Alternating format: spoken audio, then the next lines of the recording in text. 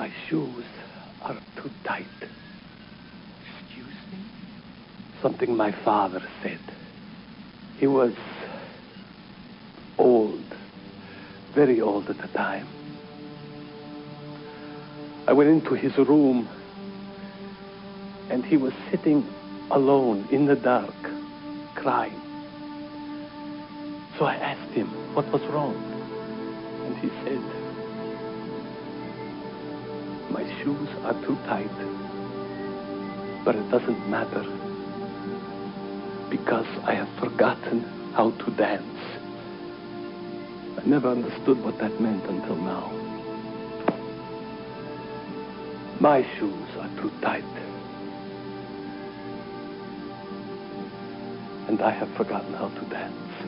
Human hate criminals. An outrage. Terrorize the aliens. There will be bloody retribution. Unless they're stopped, it could mean mass assassination. On the next Babylon 5. You have transmissions holding. Patch incoming signal. Full audio and video decode. Purple files accessed. What you are about to see has never been shown to anyone outside the Grey Council.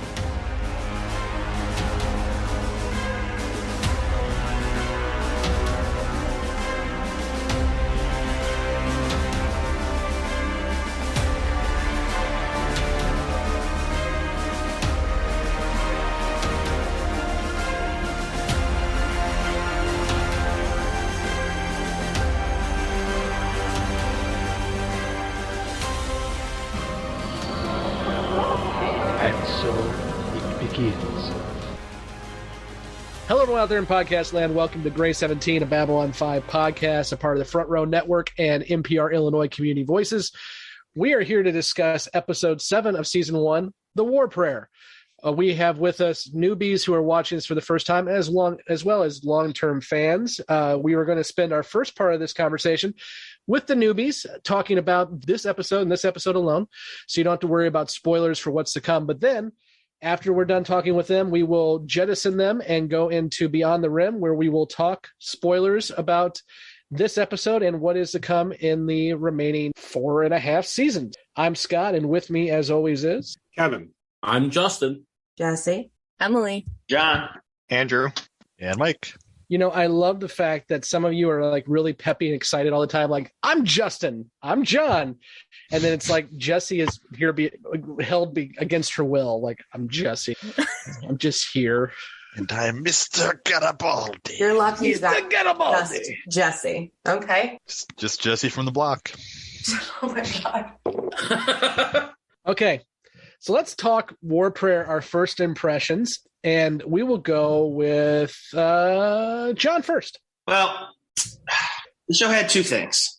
Okay, the first is there was a decent amount of Orlando, I'm sorry. So I was pretty pumped for that. And that was about it. The rest of this episode was not great. I was not a fan. Again, Public Enemy number 1, Ivanova seemed to be a little bit more of a focus, which immediately made me hate it. They tried to in another love story with zero chemistry. I don't know. It feels odd to just completely shit talk a show that you're, I guess, theoretically supposed to be interested enough in that you're dedicating time to watch and record a podcast about. But at this point, I don't know. There's a lot left, so hopefully there'll be something in there. But this one was not a good one. I'm actually happy this is the case, because it shows that we actually truly have people who have never experienced this show before. Because if we all came in here and started, singing its praises, it would be kind of a boring conversation. But you guys are experiencing it like somebody would be experiencing it all the way back in 1994 or 1993. And some people liked it and some people didn't. So I'm hoping beyond hope that you get something to grasp onto here. I think you will. And again, season 1 is a slow burn. I think you'll find some stuff you like. And if not, you know what? 2.5 years, you can be done. It's going to be great. Well, it is nice. I will say we got yet another cameo that I was blown back by. And I was like, oh, man, first we had a lot of vagina and now we've got Winnie Cooper. So, this show can suck as long as I keep throwing in 80s and 90s stars. At least to keep me entertained. It is well known my love for Miss Danik. Let's go to Nicole next. So I actually kind of like this episode. I thought it was a little heavier than some of the previous ones, if that makes sense, with more of a kind of a dark tone to it. And it, I don't know, I thought it was good. I thought it was executed well. I liked that it was kind of a juxtaposition between like, you know, this dark, heavy racial, you know, I don't really know how to, or like elitist against alien kind of storyline. Xenophobia? Yeah, xenophobia. There you go. I couldn't think of the word. And then on this side, there's the two kids that are in love that escaped and asked for help. So it's like kind of a cool juxtaposition how one side is kind of dark and eerie and so negative and deep. And then the other side was like a light, like love, like Londo kind of comes back around to love a little bit. And I don't know. I just thought it was a really cool kind of juxtaposition between the two. And also like it kind of broke up that, ooh, man, this is like, you know, a little heavy. And then there was like those moments of lightness throughout it. So just something that I picked up on. A lot of great lines and quotes I wrote down from this, which we could get into later. But overall, I enjoyed it. I thought I was really into it when I was watching it. I was like, okay, I was like writing notes and just really focused. So there was just a lot going on. I can just see Nicole gradually inching closer to her TV screen. What's going to happen next? Pretty much. Who's going to get branded next? Well, and that's kind of how I felt. I'm like, oh my gosh, what's going to happen next? Like, I was really into it. I don't know if I just had too much coffee or what. Mike, how about you? I thought this overall was not my favorite episode. As Nicole mentioned, I feel like she kind of hit it on the head. It's a very heavy episode in terms of its kind of overall theme of tension between not race but humans and aliens, obvious mirror to, you know, racial tension, and kind of depressing that I felt like it was very relatable today. I mean, you have the one guy in the jail cell saying put Earth first. It's kind of hard to not hear things like America first echo in your ears at the same time, which is crazy because it's at least 20 years difference between when this was recorded.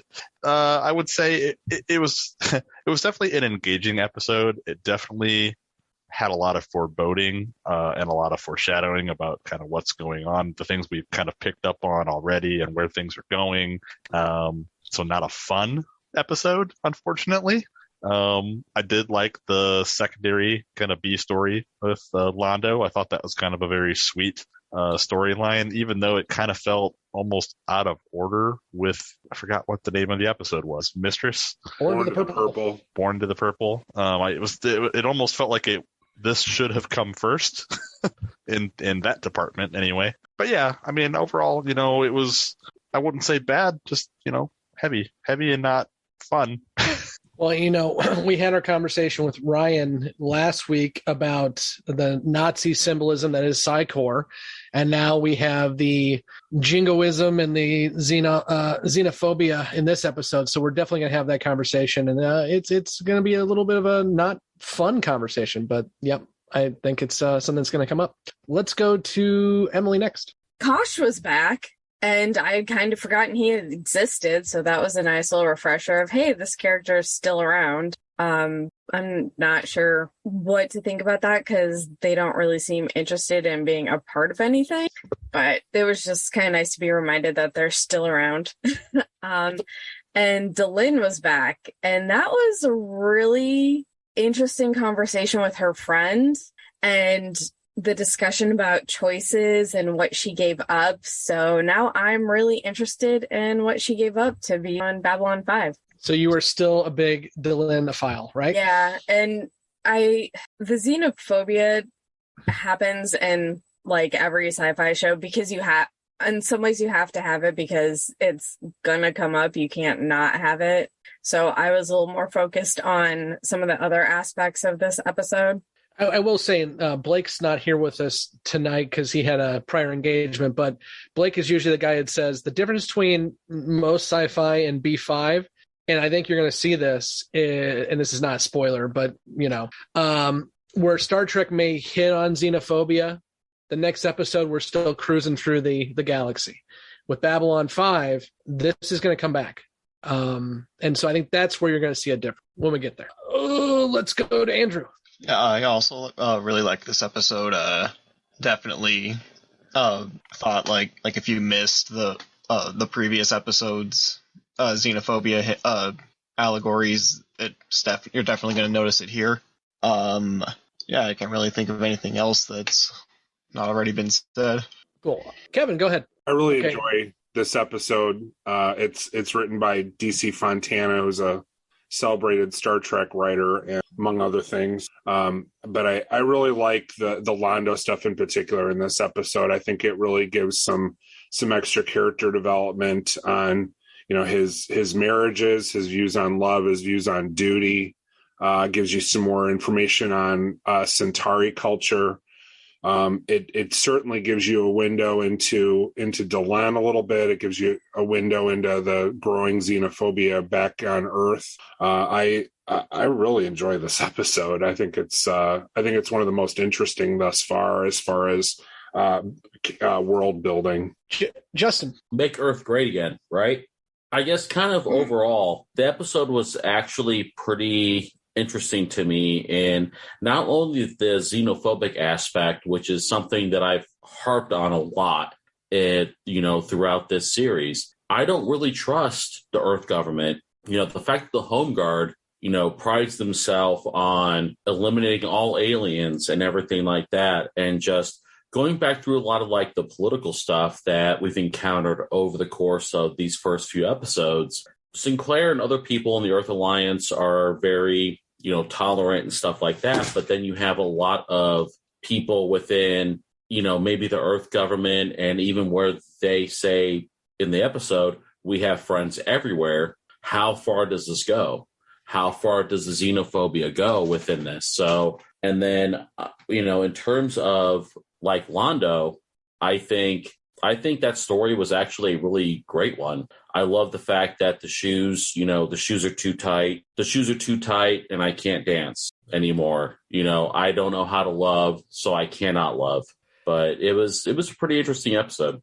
My shoes are too tight, but I have forgotten how to dance. Yeah. Yeah. Which is Londo, isn't it?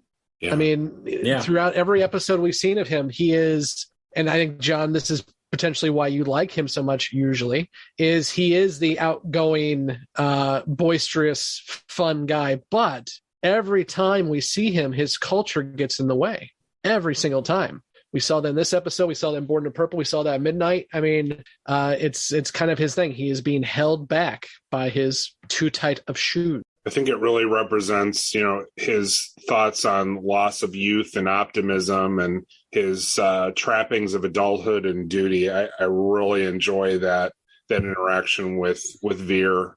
I think it more than anything else thus far, with the mild exception of Born to Purple, really talks about his character. Yeah, I was going to add to that. Like, I feel like his fear of not being perfect in people's images, and like, what he portrays kind of stops him from authentically being himself. It prevents him from being Londo.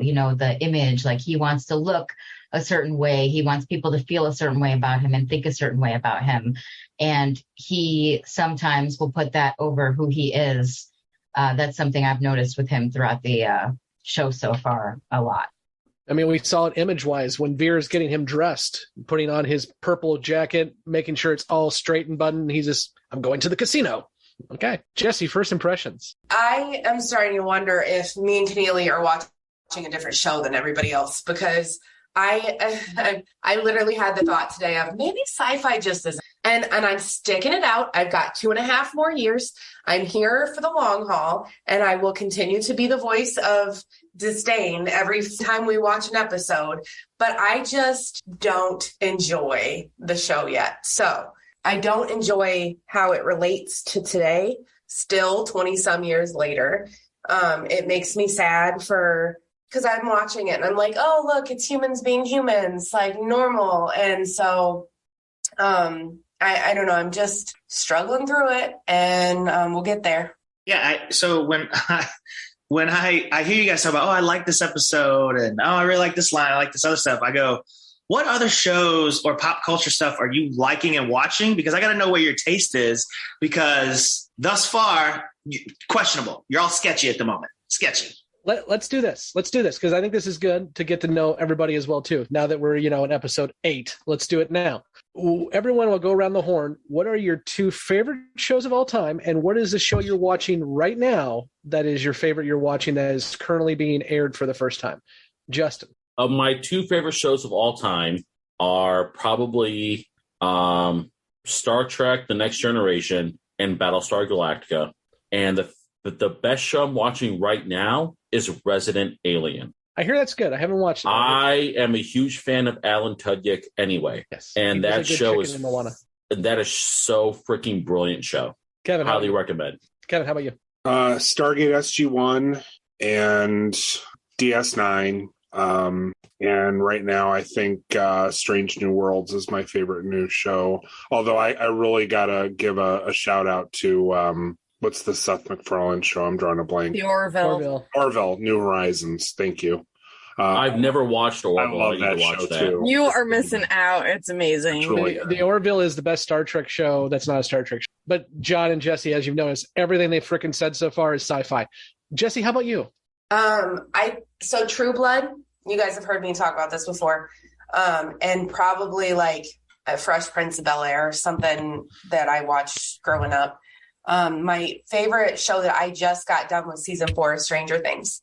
Nice. I just finished watching that and I loved every bit of it. It took me a couple episodes to get into it, but it didn't take me a whole season to get into it. Well, it doesn't help that the episodes are feature length every episode in season 4. My goodness, Netflix. I haven't watched I haven't watched any of the new season yet, so tell me nothing. I won't, but long, it's so good. But it's good. Emily, how about you? So one of my all-time favorite shows is Golden Girls. Currently The Orville. I love The Orville. And Only Murders in the Building. It's amazing. Is that in season 2 yet? It's a great show. Yeah, it's in season 2 now, yeah. It's good. I love Martin Short and Steve Martin together. And he just announced it's probably going to be his last major work. Steve Martin said he's going to walk away from acting after. He's got enough royalties to be fine. He's got that jerk money. Mike? He's got that jerk money. Mike?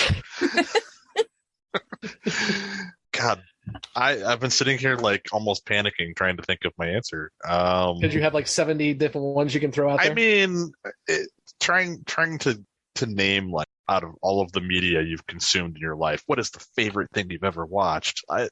I'll mention Firefly because it's practically a no-brainer, and if anybody here hasn't seen Firefly, you should. It's actually a show that I even think is very approachable who are not necessarily but I mean, just based on the sheer number of times I rewatched that series and Serenity, the movie, it's probably a number one favorite. As far as my second, I couldn't honestly tell you. I'll throw out that, I really do enjoy a lot of comedy stuff, especially the kind of the weirder, the better. So I've really enjoyed What We Do in the Shadows.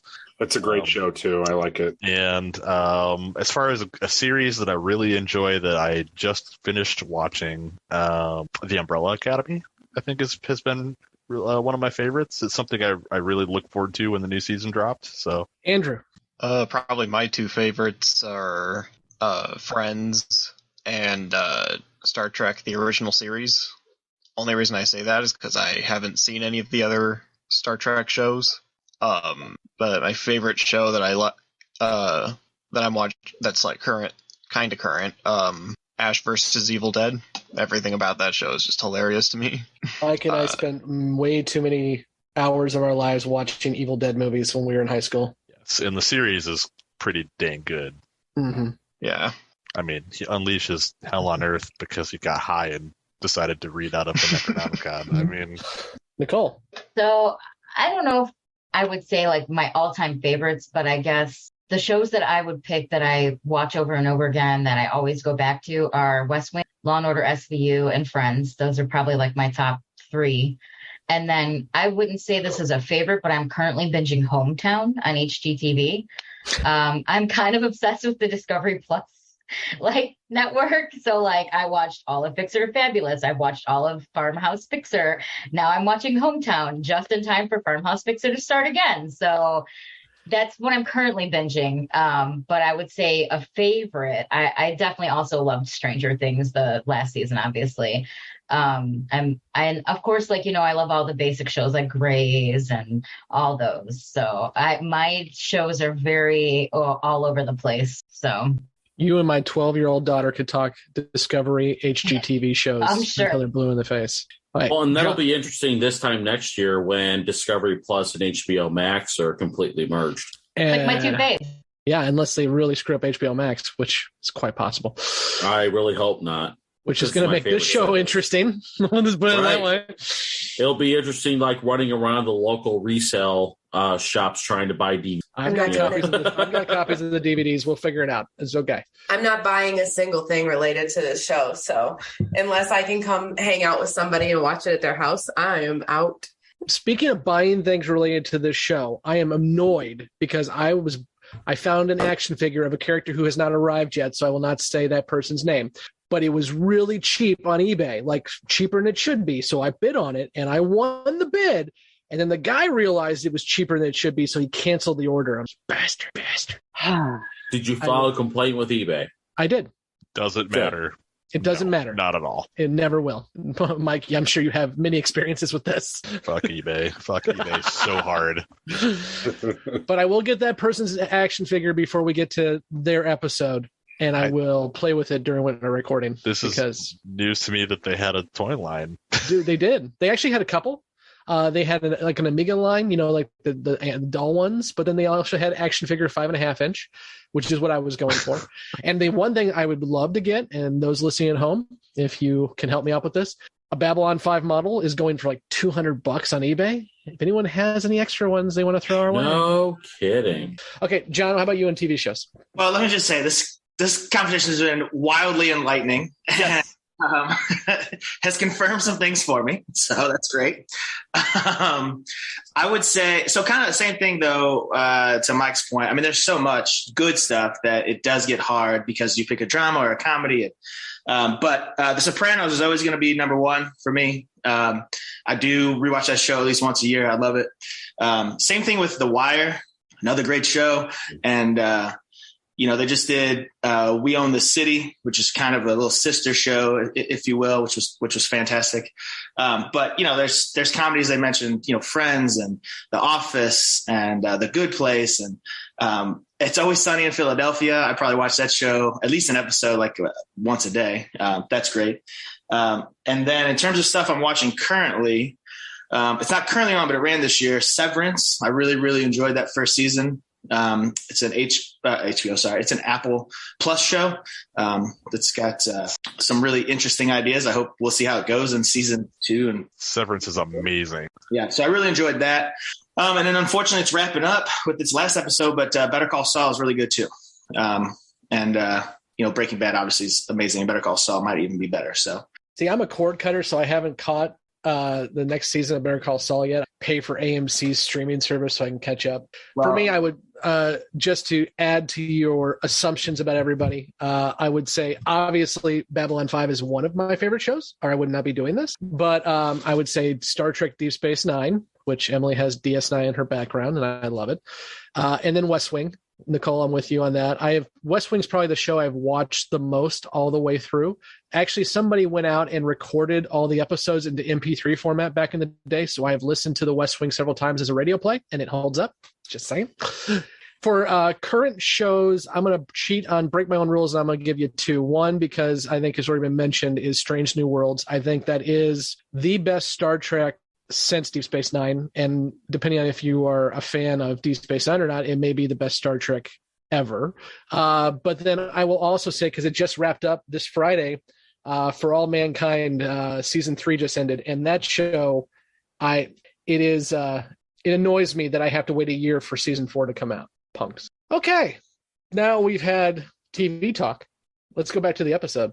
One thing I want to hit on, we've already kind of talked about Lon. I do want to talk about Home Guard. I want to talk about this conversation that you all have been having since the gathering. Justin, specifically, I think you have been really harping on Earth Alliance is as Nicole would say, shady, as well as now we just heard about the Psi Corps last week, and now we've got Home Guard, which Home Guard was actually mentioned in a newspaper article a few episodes back. We mentioned that in our Beyond the Rim portion, but it's one of those you'll catch it next time you rewatch.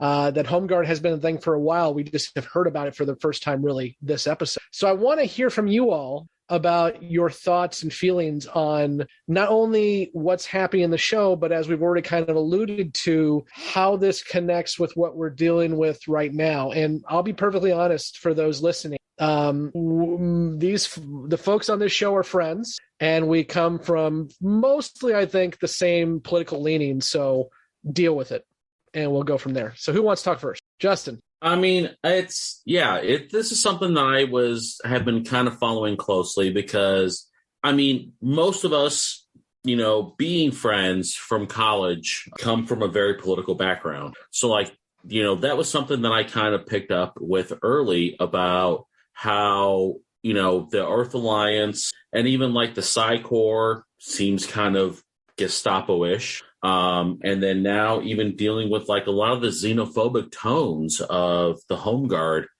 There's a reason why the second or third episode of this series, they focused a lot of attention in this presidential election. But we really still haven't seen really a whole lot of, what has happened since so the incumbent president won re-election.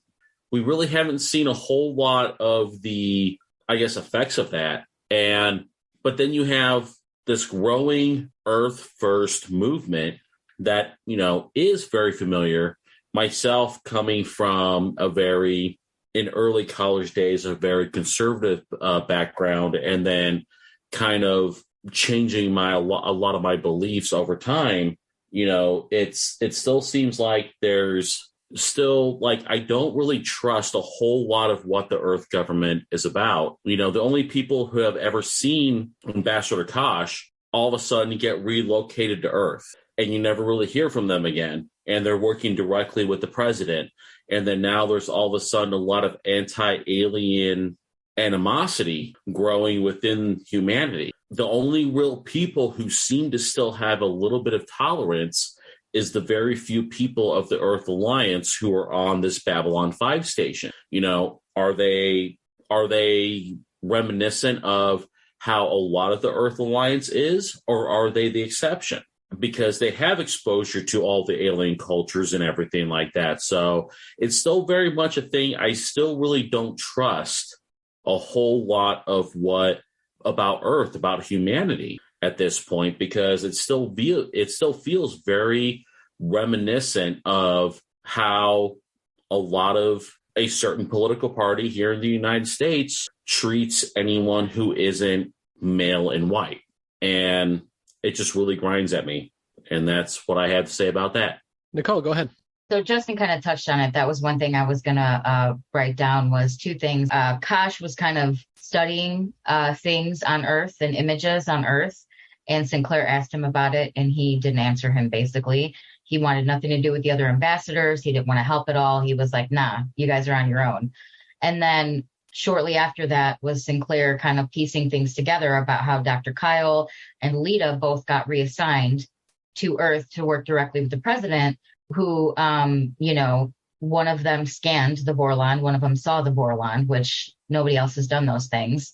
And then kind of another thing I noticed too was when the Jerkwad Squad is what I'm calling them, when Sinclair asked them where they got those suits, those camouflage blacklight suits, the shadow suits I was calling them, they said, we have friends. They're, mock-ups or whatever, or like prototypes that Earth Alliance has created. So Sinclair's piecing together the fact that, they're working with the president. Then Earth Alliance is creating these shadow suits. So those two kind of things I thought maybe might have been affiliated. Also, Kosh studying Earth's images, that could have been potentially related. And then I just thought this was kind of a circular thing with those three things. I thought maybe this is more appropriate for a prediction, but I just kind of picked up on those things where there was, we got these suits because they're being made. Well, why is Earth Alliance making those suits? And why are the two people who have seen and scanned the Vorlon working with the president? And I did also like it towards the end when Ivanova stood up for like the aliens or whatever, and she was like, they're more human than you or some other humans I've seen.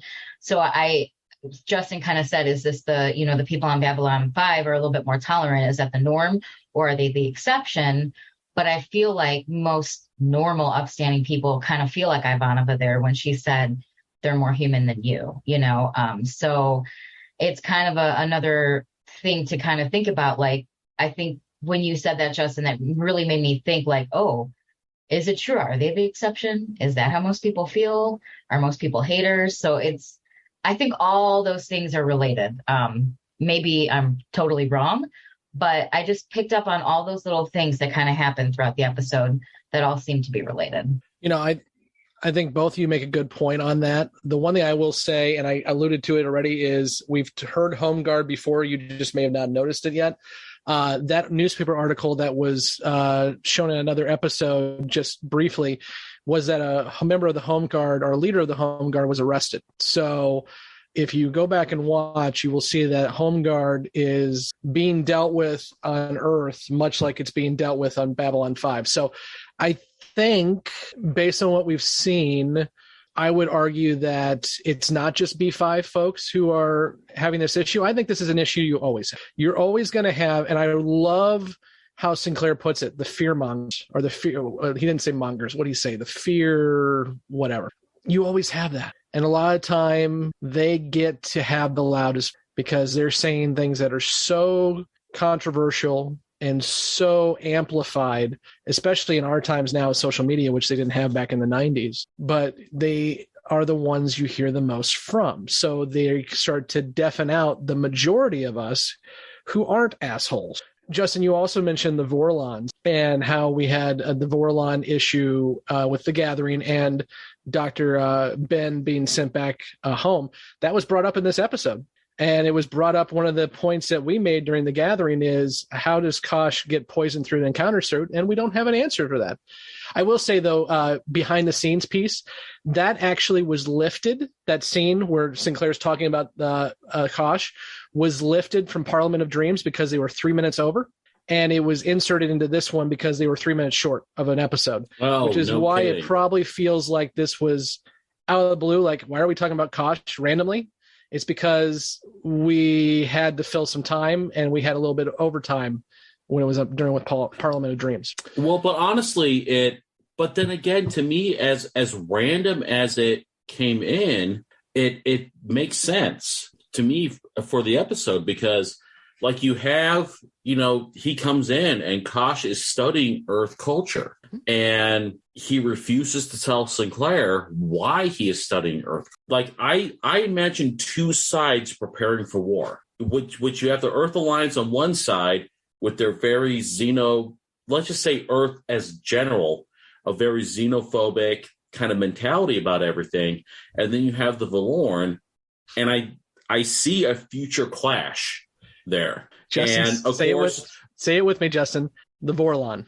The Vorlon. There you go. You got it. There's to me the breeding of a future war there. I'm still fascinated, even when I just said that Earth Alliance is arresting Home Guard back on Earth, that you still think Earth Alliance is the anti-alien. As a whole. That's interesting to me. That's okay. I honestly think that, like, the people on Babylon 5 may be very tolerant, but we've never really seen anyone else from the Earth Alliance to know whether or not the tolerance is the norm or the exception. Until I see evidence otherwise, I'm going to think that the people on Babylon 5 are the exception. They're the tolerant people until I see something different. You're a show me guy. As somebody living in Missouri, I can get it. Jessi, you look like you're in pain when you're listening to Justin talk. Please. I can't with the Ivanova. Like we all have our things. Okay, it's Ivanova. Anyway, not the point. So, it's giving me very much like white nationalist, alt-left or alt-right. I won't seek any specific groups because they don't deserve that time or attention, but it was giving me very much current political climate type stuff. And that's why I kind of mentioned it earlier. it's still just as uncomfortable to watch it on TV in the 90s as it is in 2020. And it's hard to watch because it would be fine if we were watching it on TV. It was like, oh, those poor unfortunate folks that have to go through stuff like that. But we watch that stuff on the news every single, and it's hard to watch. It's not entertaining, and it's uncomfortable then, and it's uncomfortable now, I guess. So it's giving me very much current climate vibes. All we need is for the home guard to show up with tiki torches and button-down shirts, and we'd be all set, right? Emily, what do you got? So in the first episode, not The Gathering, but the actual episode, Midnight on the Firing Line. Yeah, I think it was the president who said Earth Alliance isn't the galaxy's policeman, which I feel like that's likely going to come up, and that might be some of the struggle is trying to figure out their place within the universe now that it's expanded. And I thought the scene with Kosh where Sinclair comes in and Kosh is watching that screen was interesting because most of it looked like images from collapsed empires. So I was trying to figure out if that was like foreshadowing to the Earth Alliance collapsing, if Kosh is studying Earth history to understand how things collapse, if that might be why the Vorlon aren't really doing much right now. They're kind of sitting back waiting. But yeah, I'm still not convinced of the Earth Alliance because something about it still seems pretty questionable. And I don't know if that's because there's still a lot of underlying xenophobia going on, or if they really just are trying to get their footing and find their place within the system. The one thing I would say that all that is completely correct, and I love the reference to Midnight on the Firing Line. That was actually not the president, though. That was a senator. We have not seen or heard from Santiago. That was a senator. Same idea, though. John, what do you got? Well, to take a little detour real quick to have a conversation that I don't know if you're ready for, but can we just admit that Garibaldi is bad at his job? As the head of security, people are getting attacked left and right. This is a ship that's supposed to have no weapons. Every week, there's multiple weapons. Everybody has a weapon. My man knows about a coffee plant, but nothing else. This is his interrogation techniques were a little questionable / corny as hell. So I just want to throw that out there. Let's just call a spade a spade. Garibaldi sucks. Let's hit it. No, they have shadow suits though. Nobody could see them. Listen, don't try to jump to his defense. Okay. Again, my man has a proven track record of piss poor security. He can't even keep the captain out of just jumping into the shit every time. The captain's like, what? Half an ounce of trouble? I'm in. Let's do it. Play an undercover racist? I'm in. Let's do it. You know, you keep saying everyone has a gun, and I made the mistake, and somebody called me out online where I said that was a line from Tombstone. It's actually a line from Maverick, which is also an amazing Western. Everyone's got a gun. Mike. Well, the first thing I wanted to say was a direct follow-up to what you were talking about. The small, it's like the small, super vocal minority is the one that ends up having this kind of loud, drowning out voice. And I actually think, Garibaldi puts a light on that directly in a scene when Sinclair, is giving him orders, need to go get to the bottom of this and do it right now. Garibaldi turns around and he says, well, it's going to be tough because there are too many people that agree with them and even more that just don't give a damn. And I think that's really the key. I don't think that there necessarily is an overwhelming majority of people who are, we'll say in Babylon 5 universe, xenophobic, but there are a lot of apathetic people who are more concerned with what's going on in their lives and less concerned about standing up to it. And so you end up kind of in this situation. And correct me if I'm wrong, but I want to say they didn't talk a lot about the presidential election, but my understanding, for what I'm recollecting, was that the current president was more alien friendly versus the guy that he was running against. Yeah, he was running against a woman. I forgot her name, but yes, he was the pro, I wouldn't say open borders, but definitely pro-openness. And he was also a supporter of the Babylon Project. Same idea, getting people together and talking. And I think it makes kind of good sense to say that the Babylon Project, the whole point of it is to try to bring peace between humans and aliens. That goes pretty much in the face of what a bunch of xenophobes would want. Where they want to go out and actively crush all of the other aliens and put Earth first. They don't want peace. They want dominance. So I think it's probably safe to say that at least, Babylon's a big station with a lot of people, but I think at least the core people in charge of the station, the core people responsible for its creation are not the same as the home guard people, not the same as the ones popping out of the shadows attacking alien. That said, the aliens, the home guard guys on Babylon 5 did straight up say, like, we've got prototype cloaking technology suits that we got from friends in the military or the research complex. And I think that should be pretty much a red flag that there's stuff going on at home. You know, maybe it's not the current government who's responsible for it, but there are obviously people in powerful positions that are anti-alien. And I thought it was also really telling when this guy Malcolm was giving his big pitch that, oh, we're gonna simultaneously take out all of the ambassadors on B5, and at the same time they're gonna take out all these aliens back home. That's to me kind of speaks to the fact that this movement isn't small and they're very well equipped. As you just said too, I mean, Malcolm was not surprised to find out that the leader of Babylon 5 may actually be on his side. So he's definitely found other people like that for sure. And, you know, I mean, we record these episodes a few weeks before they air.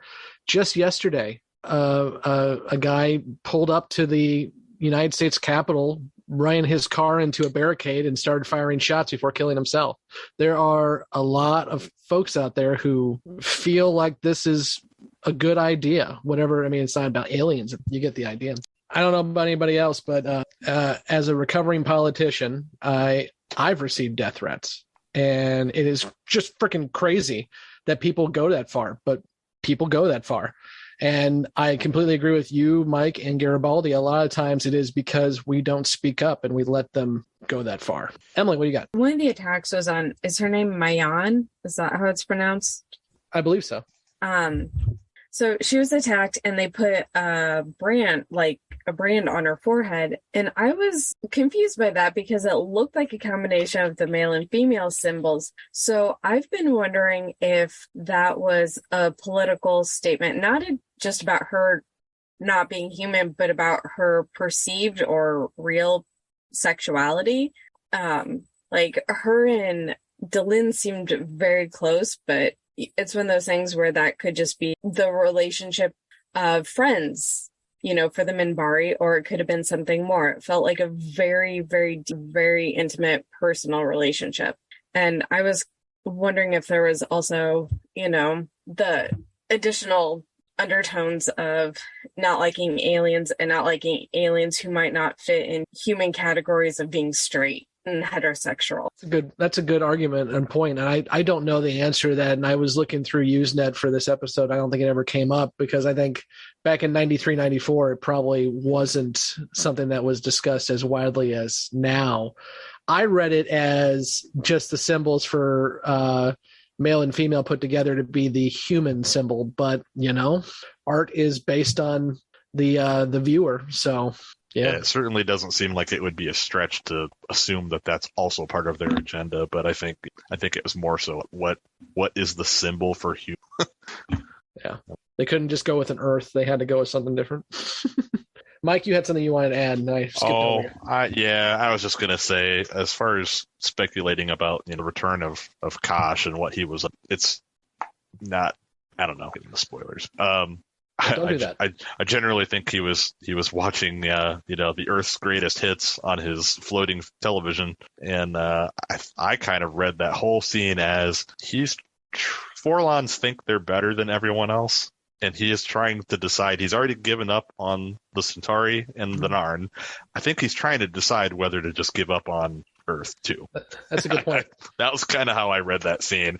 Case in point, he got tired of talking to Sinclair and just flipped his light switch off, or he's narcoleptic, one of the two. You know, the other thing I got from that scene, and we just mentioned, a couple of us said Strange New Worlds is a great Star Trek show, a great TV show. They use the same thing in one of the early episodes of the, I think it's episode 2. No, it's episode 1. You're right. Yeah. The pilot episode. They show Earth's Greatest Hits, which includes rioting from January 6th. So I had a little flash forward slash whatever. Strange New Worlds at that point. Hey, we're watching what's happening on your planet right now. Here's our bloopers reel to show you the time we almost destroyed ourselves. Yeah. Well, I always go back to Contact on that too. The first radio signals to leave the Earth are Hitler speaking at the Olympics. Now, context is king, but if aliens are going to hear about us, the first time they're going to hear about us is going to be Hitler. Enjoy. We can jump into the Ivanova hate if you want. Or John, jump into the Ivanova hate. Well, so I guess she was, I don't know if you call it the A storyline or the B storyline, but yet again, she proved just how big she sucks, and I have to point it out. So they try to throw some X to give her a more well-rounded kind of character, and she could be romantic, and she put on different clothes. They're not all just work clothes. She let her hair down. But again, I wasn't buying it. There was no chemistry there, and to kind of put an exclamation point on why she sucks, her ex was, I don't know, Junior Hitler, so I don't know if she's a great judge of character. Yeah, but he had a baller sweater. Like, that was the most. I can't believe thing. B5 wasn't just flooded with pussy. Sweater game on point, feathered haircut on point. My man had things going for him. However, a human, not one of them. Mike, if I ever not hear flooded with pussy from your mouth again, I'll be okay with that. My God. Jessi? First of all, Keneally, we are not going to hold the things that our exes have done and are against us. Absolutely not. That is not a cross I'm going to ever bear. But let me tell you, again, I'm seeing the similarities because I hate it. I hate that I'm here, but she gave it to him the whole freaking episode. She didn't take his shit. She was like, no, we're not doing this. And when he said, oh, I'm going to, start working here. And she was like, I mean, I didn't consider this shit. I don't know what you're talking about. And then the last thing she said before they picked him up was, make sure I'm there when you do it. So she didn't play with him at all. She didn't play into it. There was no chemistry because she didn't want anything to do with him. I can't believe I'm defending her right now. Are you coming around to Ivanova right now? I don't think so. Listen, it makes me uncomfortable. It feels weird, and I'm not there yet. But Ivanova she said did not Malcolm, play into let's that take stuff. it slow. Let's take it slow. Right. I hated Malcolm, by the way. But let me tell you, you cannot say, oh, she's a terrible person because her ex was terrible. Because, Keneally, if we held you up against all your exes, I don't think it's going to go well for you, sir. Shade thrown. First of all, how dare you besmirch my good name, ma'am? Second of all, listen, I'm not going to just pretend like I also didn't see her making out with them in her quarters. Yeah, to your point about her, oh, no, she was hard and she did this. You did. Please. She was like, oh, what's up? And he was like, oh, well, check it out. I'm going to set up shop here. Let's get back together. And then immediately she was like, check out this dress I got. I put my hair down. Let's make out a little bit. It was only a phone call that she was like, you know what? You got to go. Who hasn't made a terrible mistake with one of their exes before? You're acting like you're Saint Keneally here. And you know what? To the viewers, you may be, but no, sir. Again, as was said in this episode, what does love have to do with marriage? Mike? Oh, I think Justin wants to speak. Justin? Okay, so being the expert on starter marriages, let me start out here. The fact that Londo names his wives after horses of the apocalypse, I thought was freaking fantastic. Because honestly, I have named my ex-wife the Horse of Death. Yeah, it reminded me of your ex for sure. Yeah. I can relate to what a lot about Londo says in terms of that, but I really kind of the whole thing where he eventually comes around and, my shoes are too tight and I have forgotten how to dance is a really kind of a cool way to admit that I have forgotten how to love and I forgot what love is like. For him to realize that for this young couple, I thought was actually kind of a really cool character development. And you mentioned famine, death, and pestilence. We've had some Veer hate on this group, which I do not agree to at all. But Stephen First's little look he gives to the pictures of the wives after Londo leaves the room is priceless. That's just the acting that I love from my good buddy Flounder. Mike? Yeah, well, that's a good segue now, because I was going to mention I'm surprised no one has jumped in to talk about Veer yet in this episode. Because, you mean Ambassador Kodo?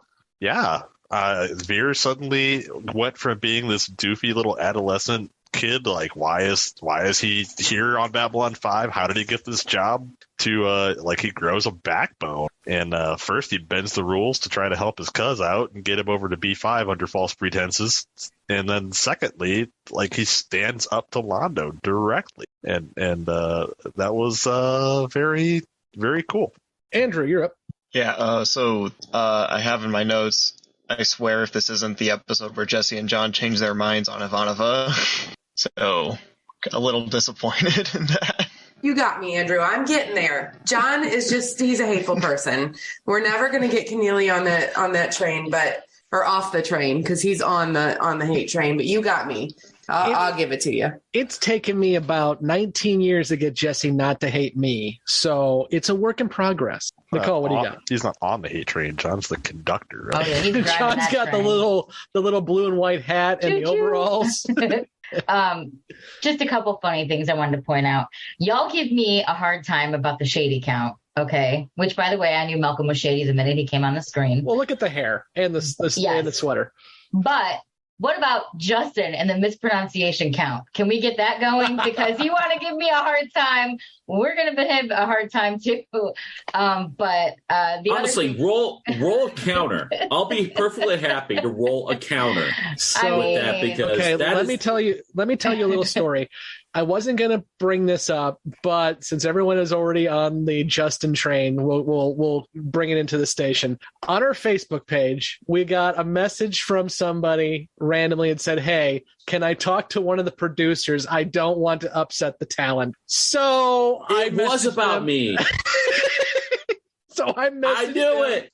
I messaged him and I said, "Hey, we're not talent, but what do you got?" And he said, I'm liking the show, but if that guy cannot start pronouncing Ivanova's name right, I just can't do it anymore. And I actually told him, I was like, well, we're working on him. It's a work in progress. Ivanova.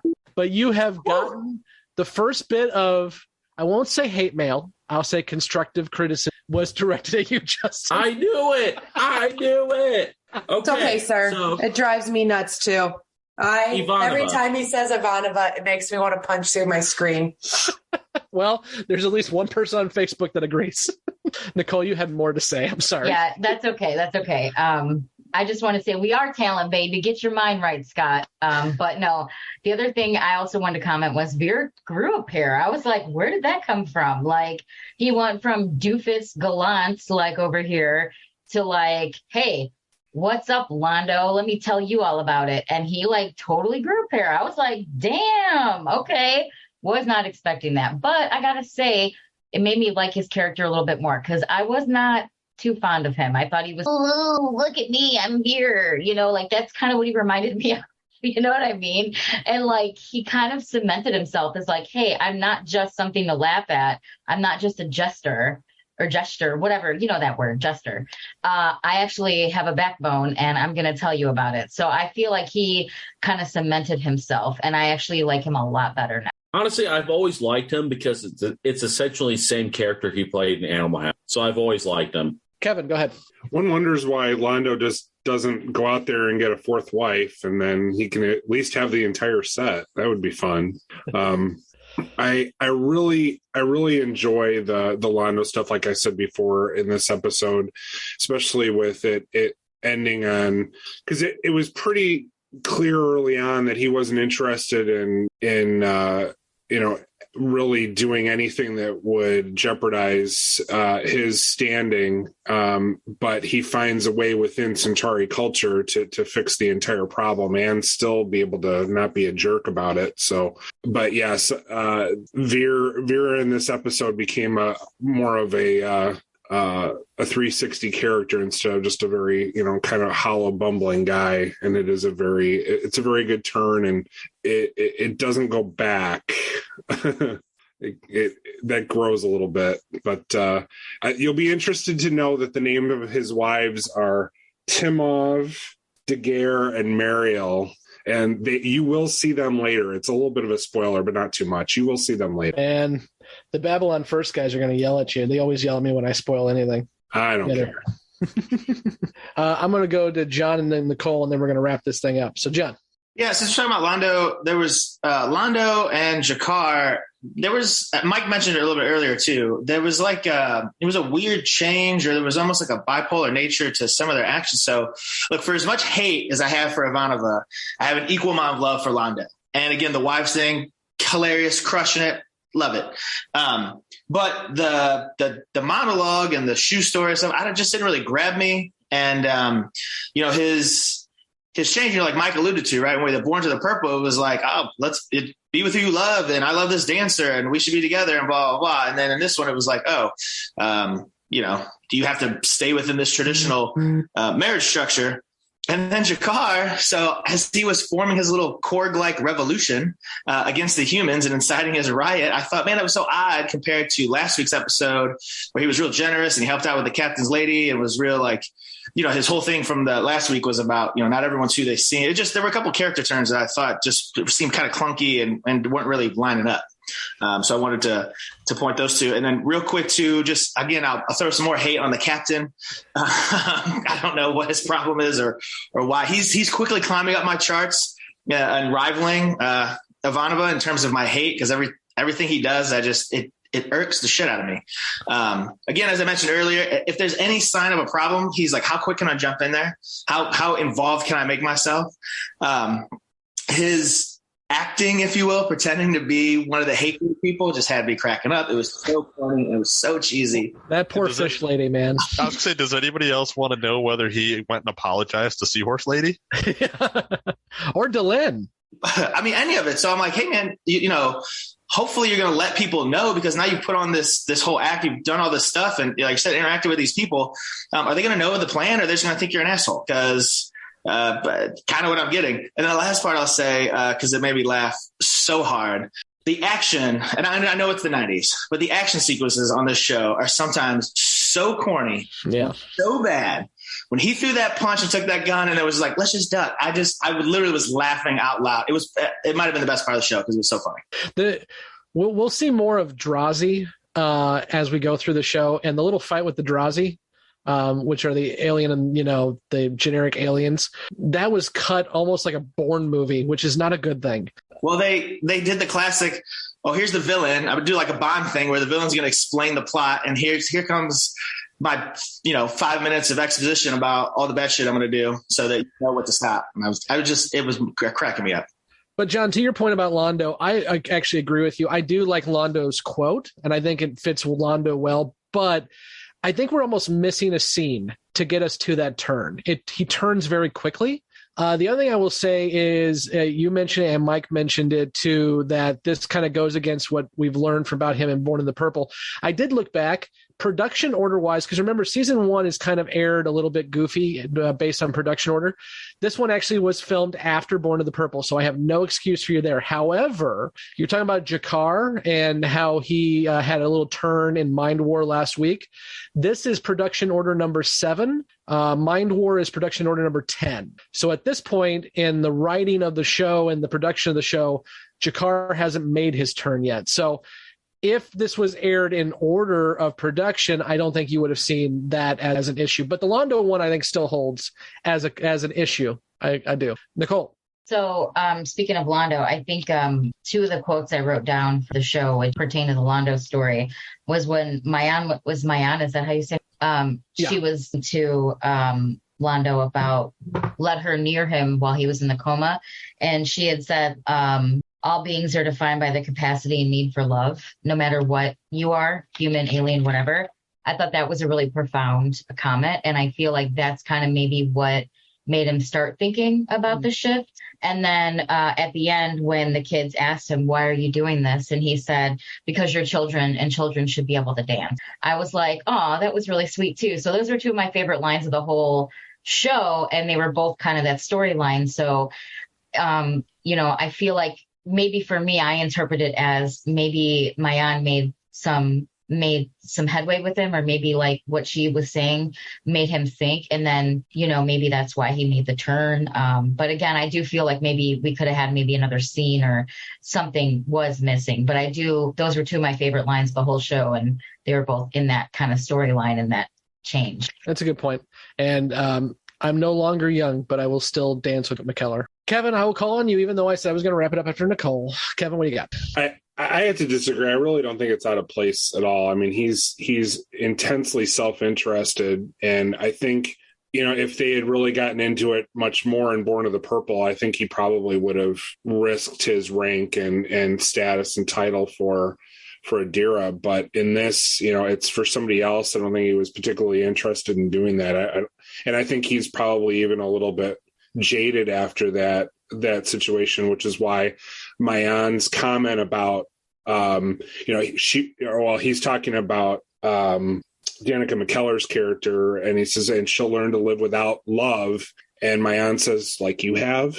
And that's a really profound, to me, I think it's a very insightful into his character that I think even after the Adira thing, he's much more jaded than he had been. Okay. I'll stand corrected. You guys have shown me the wrong in my ways. Let's go ahead and move into our questions and predictions. For those who are just joining us, our newbies who have not watched past this episode are going to give us any questions they have lingering after what they've seen, and then also any predictions they may have about what's to come. So let's go to Nicole first. Questions and predictions. So questions are when those jerkwad squad get sent back to Earth and they get imprisoned and all that, do we ever find out, like, if somebody is in the Home Guard that's in the Earth Alliance that's giving equipment and stuff? Yes, Home Guard jerkwads, yes. So how are they getting these shadow suits and these things? Like, has Home Guard infiltrated the Earth Alliance, I guess, would be my question. And then the other question was I forgot who had hit on it, but like, does Sinclair apologize? Like, do people know he's not a hater? Like, what's going to happen there?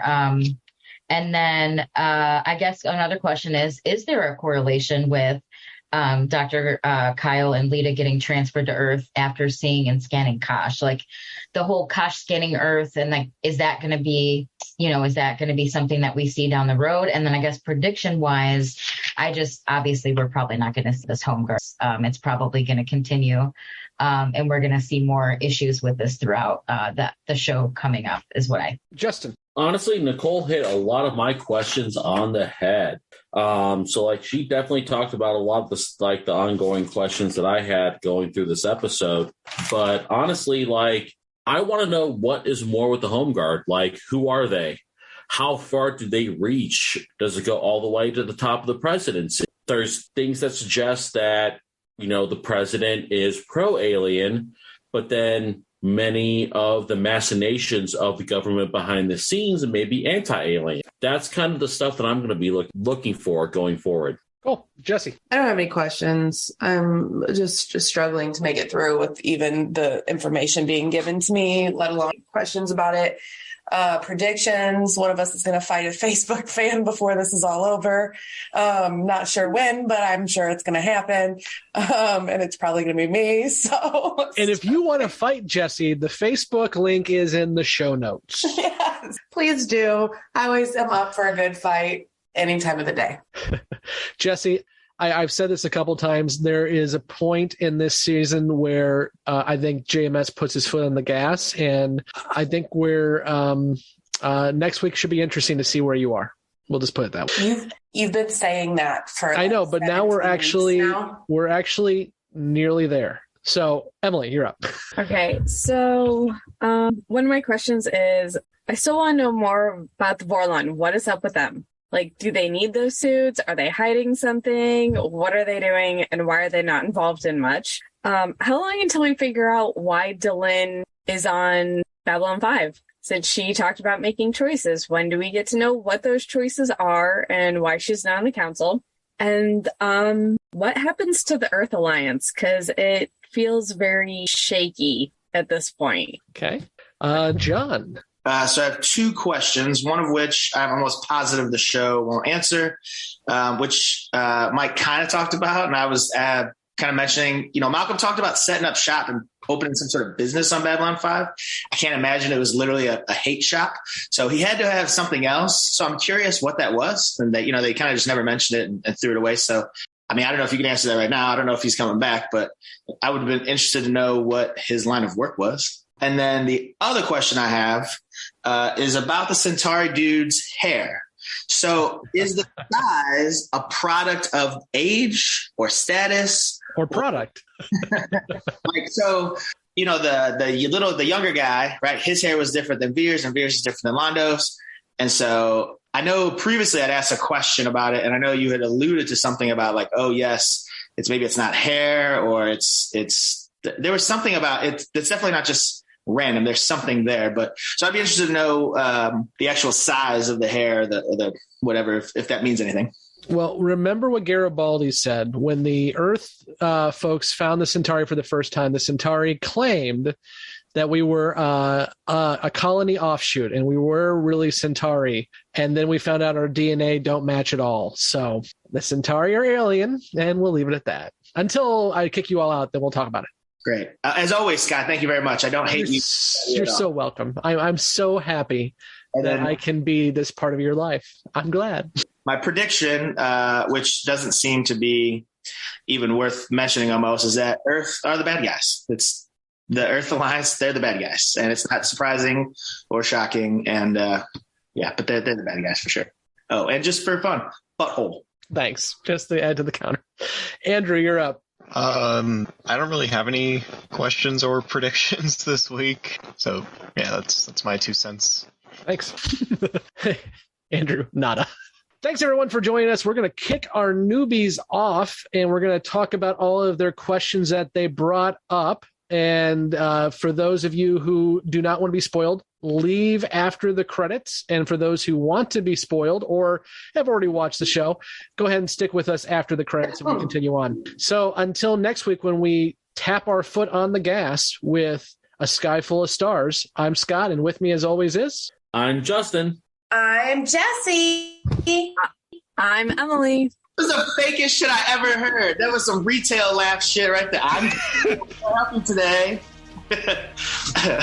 I'm John. I'm Mike. Andrew. Nicole. And Kevin. And we will see you next week. Thank you for listening to Grey 17, a Babylon 5 podcast. You can find all the places to listen to this podcast and links to our social media accounts at anchor.fm/Grey17podcast. We want to hear from you, so please join the discussion on Facebook and Twitter. Be sure to subscribe and leave a review.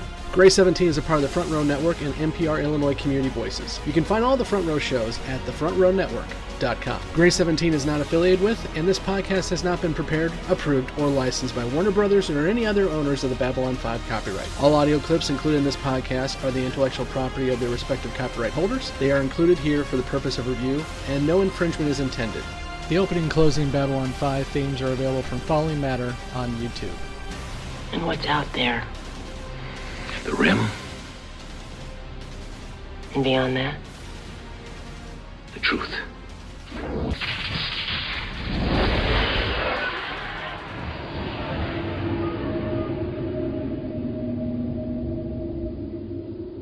Welcome back, everybody. Again, one final warning. If you have not watched farther than the War Prayer, or if you just don't want to get spoiled in general, leave now. If not, we're going to answer all of the questions and predictions we got from our newbies.